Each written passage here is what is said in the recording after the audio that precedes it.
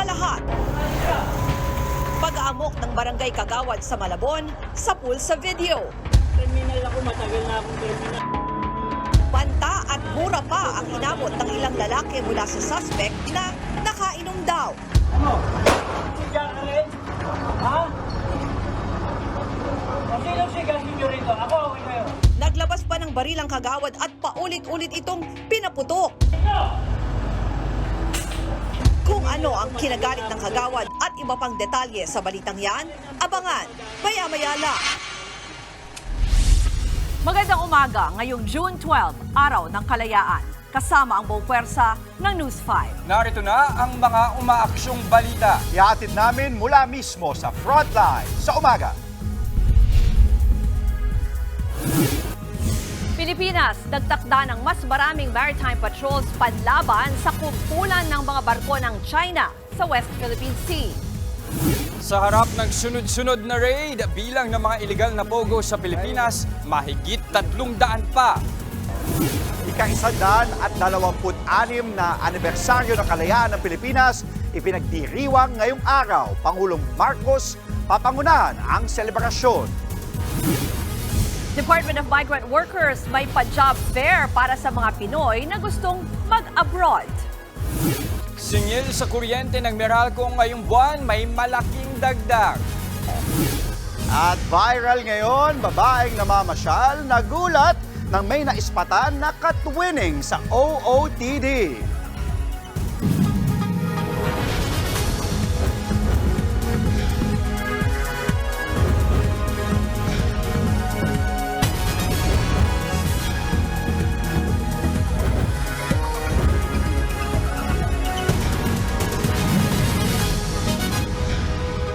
Dadalo si Pangulong Bongbong Marcos sa Global Peace Summit na idaraos sa Switzerland.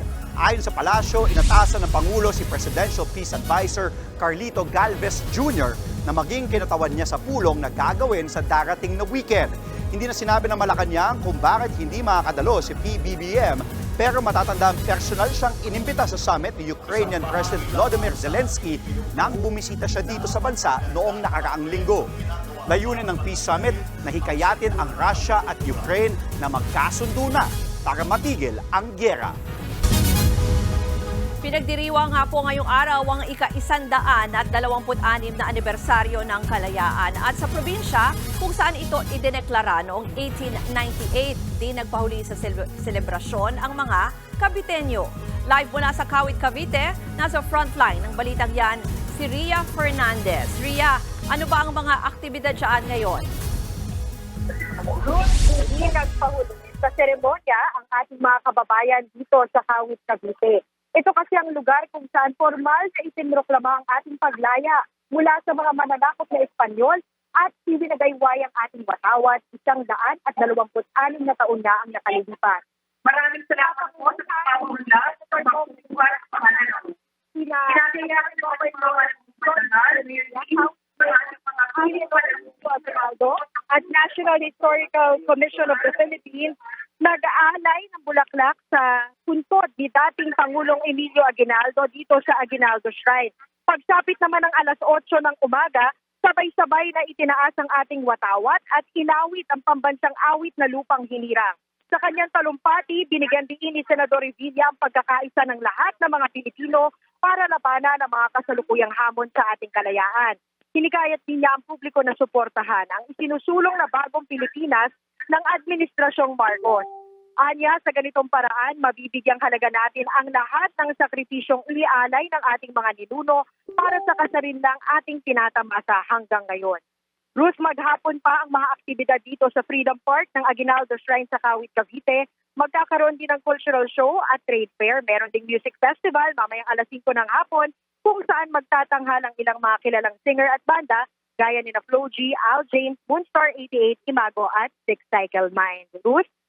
Maraming salamat, Ria Fernandez.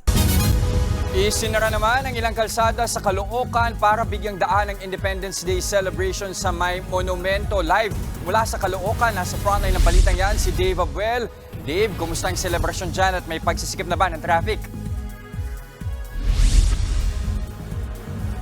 Jess, bahagyang nagpabigat sa daloy ng trapiko ang pagsasara ng ilang kalsada malapit dito sa monumento sa Caloocan. Para yan sa pagdiriwang ng ika-126th Independence Day ngayong araw. Bandang alas 6 ng umaga nang magsimulang dumami ang mga taong dumalo sa pagdiriwang ng Araw ng Kalayaan dito sa monumento sa Caloocan. Ilan sa kanila ay mga empleyado ng lokal na pamahalaan ng Caloocan at national government. Pangungunahan ni Interior Secretary Benhur Abalos Jr. ang programa. Mahigpit na seguridad naman ang ipinatutupad ng mga pulis na nakabantay sa lugar. Andyan din ang ilang mga traffic enforcers na nagmamando ng trapiko. Ilang kalsada kasi ang isinara sa mga motorista sa paligid ng monumento simula pa alas 11 kagabi. Hindi muna pinadadaanan ang magkabilang bahagi ng Rizal Avenue, corner 10th Avenue. Sarado rin ang both lanes ng Samson Road, corner Lapu-Lapu Street. Hindi rin pinadaraanan ang southbound lane ng EDSA o yung patungong Balintawak, kaya naman nagpatupad ng zipper lane sa northbound nito. Samantala, tinanong natin ang ilang kapatid natin na napadaan sa monumento kung paano nila maipapakita ang pagmamahal sa bansa ngayong Independence Day o maging sa araw-araw. Narito ang kanilang mga pahayag. Pagsunod sa mga traffic lights, sa pagsunod sa mga tamang bawaan, yun po yung mga basic ba. Kasi dun pa lang po mapapakita mo na mahal mo yung Pilipinas. Kailangan focus ka sa trabaho, tsaka hindi ka malilate. Kailangan honest ka sa work mo, hindi ka nangungurap. Jess, muling bubuksan ang mga sinarang kalsada mamayang alas 11 ng umaga. Inaabisuhan ng lokal na pamahalaan ng Caloocan yung mga motorista na alamin yung mga alternatibong ruta para makaiwas sa posibleng pagbagal sa daloy ng trapiko sa lugar. Jess. Nagulat mula Caloocan, maraming salamat, Dave Abuel. Pagdaraos sa job fair ang Department of Migrant Workers bilang pakikisa sa Araw ng Kalayaan. Para po yan sa mga kapatid nating gusto magtrabaho sa ibang bansa. Tatakbo po ito simula alas 10 ng umaga hanggang alas 4 ng hapon sa Robinson's Galleria sa Ortigas. Nasa 21 kumpanya raw ang nag-aalok ng trabaho. Kasama raw dito ay mga job orders sa sektor ng healthcare, engineering, construction, hospitality, farming at marami pang iba. Nakatakdang tumaas ang sigil ng Meralco ngayong buwan. Paliwanag ng Meralco dahil ito sa pagtaas ng tinatawag na pass-through charges. Yan po yung binabayad sa mga kumpanya na nagpapatakbo at nagme-maintain ng power network. Tataas din daw ang generation charge dahil sa manipis na reserba ng kuryente sa Luzon. Sa ngayon, nakiusap na ang Meralco sa mga supplier kung pwedeng utay-utayin ang generation costs para di masyadong mabigat sa bulsa ng mga customer. Hindi pa naman masabi kung magkano ang madadagdag sa inyong bill ngayong Hunyo. Hiniling na rin daw ng Meralco sa Energy Regulatory Commission na ipagpaliban ang koleksyon para sa bahagi ng singil ng wholesale electricity spot market. Sa mga gagala ngayong holiday, magdala po ng payong. Posible raw kasing umulan mamayang hapon o gabi. Ayon sa Pag-asa, magdadala ng pulu-pulong pagulan ang easterlies sa Bicol, Eastern Visayas, Caraga at Davao. Sa Metro Manila at natitirang bahagi ng bansa, posible rin ang isolated rain showers dahil naman sa localized thunderstorms. Mainit daw ang panahon ngayong umaga pero mataas ang tsansang magkakaroon ng pagulan pagdating ng hapon o gabi. Susunod, lasing na kagawad, nag-amok at paulit-ulit na nagpaputok ng baril sa Malabon. 3 babae sa Cebu City sugatan matapos suntukin ng lalaki na ayaw raw nakakakita ng magaganda. At 4 na guro mula Amerika pinagsasaksak sa China. Yan at iba pang mga balita at impormasyon sa pagbabalik ng Frontline sa umaga.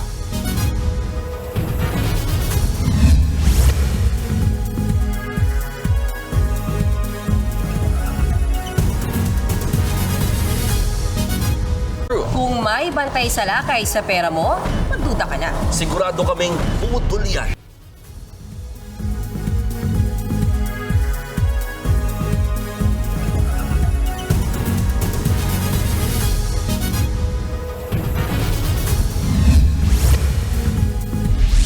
Nagmura ng duro at nagpaputok pa ng baril ang isang barangay kagawad sa Malabon City. Nagalit daw sa mga nagiinuman ng sospek na lasing pala.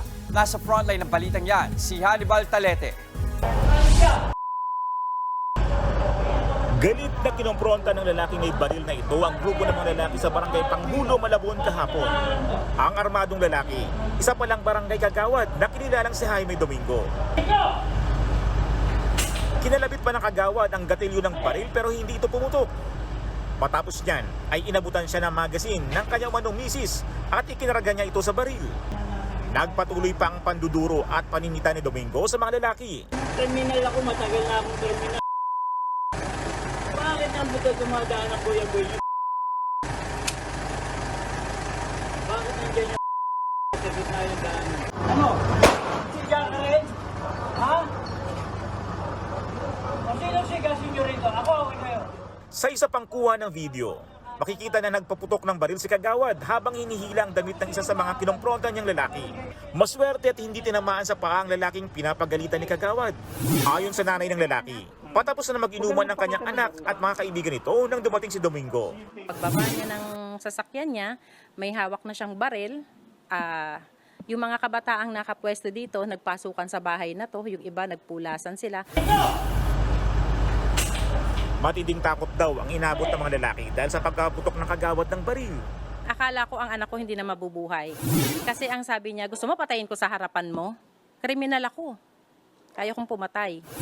Agad namang tumawag ng mga pulis sa mga residente at inaresto ang kagawad sa kanyang bahay. Nabawi sa kanya ang baril na ginamit niya habang pinapagalitan ang mga lalaki. Sa investigasyon ng mga pulis, lumalabas na lasing si Domingo noong mga oras na yun. Ang ugat daw ng galit ng kagawad ay ang pagpwesto ng mga nagiinuman sa tapat ng kanyang bahay. Ang sabi niya ay dahil nagiinuman yung mga involved dito dahil doon sa harap ng bahay niya. At yun nga, ang sabi niya, iniiwan yung mga tables at saka yung mga upuan at nadatnan niya. Tapos hindi man lang nilinis doon sa tapat ng bahay niya. Lumalabas din na hindi ito ang unang beses na nagpaputok ng baril sa kagawad sa lugar. Kaya ang Malabon Police, ipaparevoke daw ang kanyang lisensya para sa baril. Nakakulong na siya sa Malabon City Police Station at nahaharap sa reklamong grave threat at alarming scandal. Nagbabalita mula sa Frontline, Hannibal Talete, News 5. Samantala, sugatan ang 3 babae sa Cebu City matapos suntukin ng iisang lalaki. Ang suspect, galit daw sa magaganda. Nasa frontline ng balitang yan, si Brian Basa. Duguan ng ilong at may dugo rin ang damit ng isang babae na ito sa isang nag-viral ng post.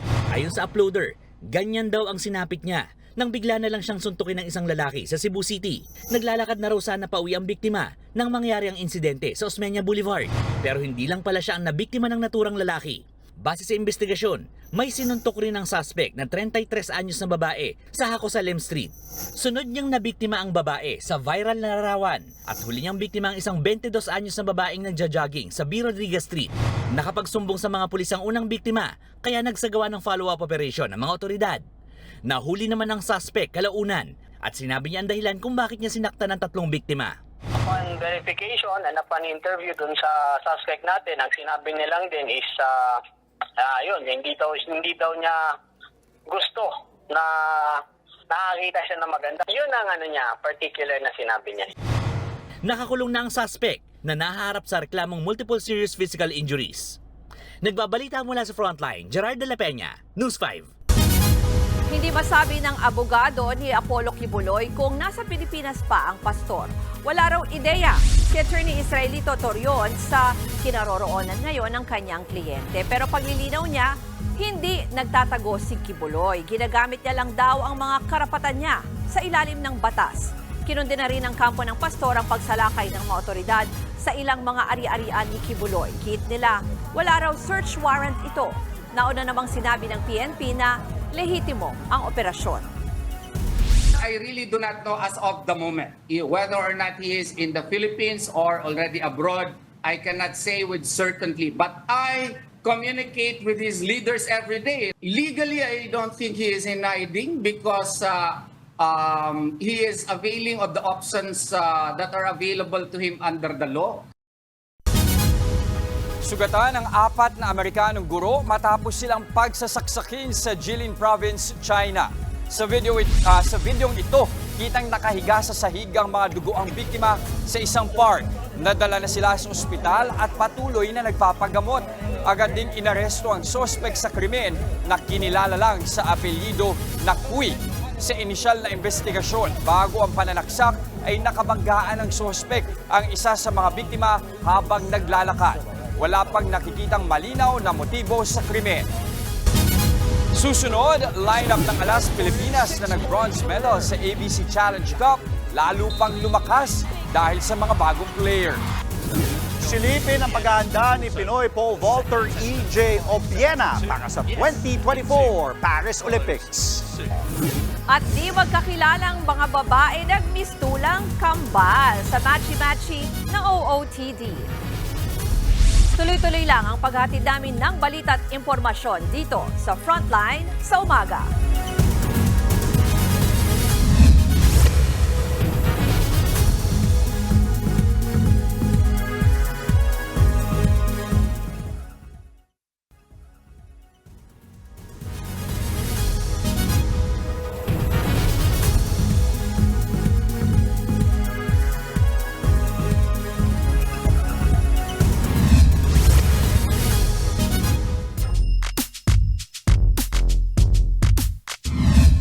Opisyal nang isinama sa player pool ng Alas Pilipinas ang Creamline Cool Smasher Stars na sina Tots Carlos at Gemma Galanza.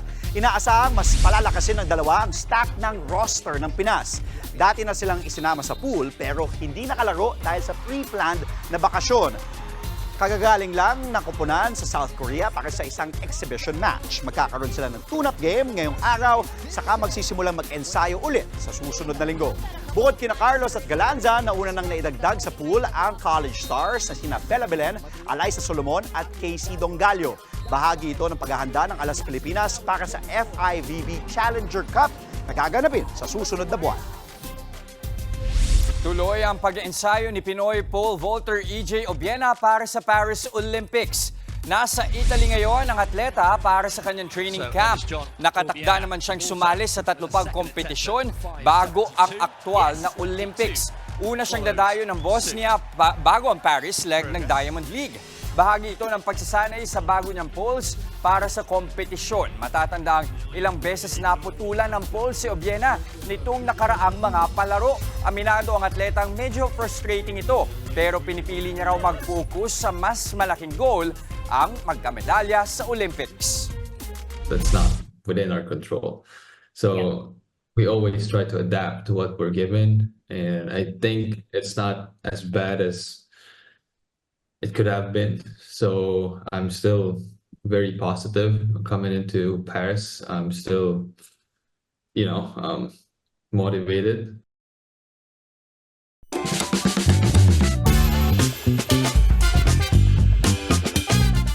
Marami sa atin ang talaga namang sumasabay sa fashion trend. Kasama ako dyan. Oo naman. Oo, para maganda ang pormahan. Aesthetic, ika nga. Very Gen Z ka dyan. Pero syempre, di maiiwasan na meron talaga magkakapareho ng inspiration sa OOTD. Gaya na lang ng babaeng to. Sightseeing lang kasi yung pinunta niya sa Baguio. Pero ang nahanap po niya, kakambal niya sa pormahan. Magpapapicture dapat ang babaeng ito sa Bell Church sa Baguio nang may maisbatang babaeng may kaparehong palda. Umiwas pa ang babae nung unang tinawag dahil di naman sila magkakilala. Pero nang magkatabi na sila, napagtanto nilang di lang sila sa palda matchy-matchy. Ternong-terno kasi sila, pati sa white shirt, white shoes at brown bag. Naliw naman ang mga netizens sa accidental twinning ng dalawa. Biro pa nga ng isa, baka daw may intermission number kasi sina ate. Pareho kasi sila ng suot. Oo. Kahit naman ako magugulat pag ganon, pero Oo nga, smart ka na Jess, lang, di kung ba? may makita ka kaya ngayong araw na nakaganyan na tapis, anong gagawin mo? Papapicture lang din kami Picture, ganon. O kaya oo. pwede palit-palit para iba-iba itsura, di ba? Oh, nakadiretso mo na magpalit cultural kami. dance. So, Ako pag ano, sila, kunyari di si ba? Jess, Oo. sabihin ko, pareho kami, Jess, ganda nung ano mo ha. Hindi, magpapapicture pa kami. Oo. Ganun pa kami. Pareho pa tayo pinagbilhan. Ng damit. At yan po ang mga impormasyong dapat ninyong malaman. Mga balita para sa may alam at may pakialam. Kami ang inyong mga kasangga sa Frontline sa umaga.